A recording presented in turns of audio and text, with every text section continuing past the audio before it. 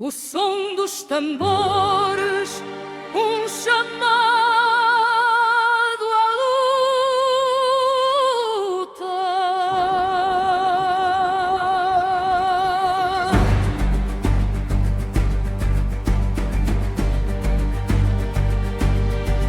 Guerra e paz, palavras vazias no ar, fortunas gastas apenas para matar, reinos erguidos em sangue e dor, enquanto o povo definha sem amor. Povos subjugados, a voz que se cala, homens destroçados, a alma que se abala, a terra que geme sob o peso da cruz, enquanto os líderes brindam na sombra da luz.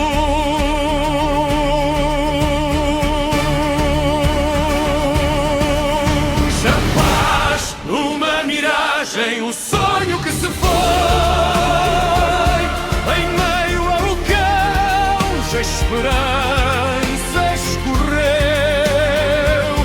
Se o ouro da guerra no bem se investir, um mundo melhor poderíamos construir. A história se repete em cada nação, cega por ambição, tronos manchados de sangue e de fel, cresce a miséria num carrossel. O grito dos inocentes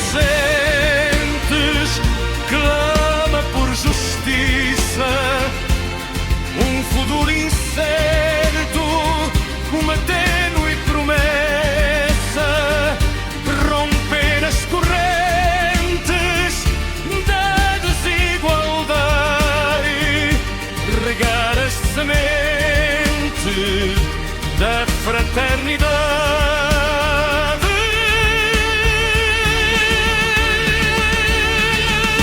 A paz, uma miragem, um sonho que se esvai, em meio ao caos a esperança cansada cai.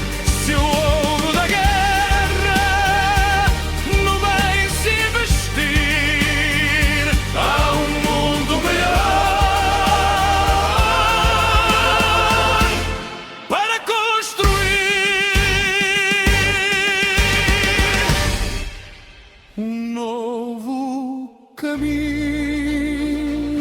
podemos trilhar, esquecer o ódio e o amor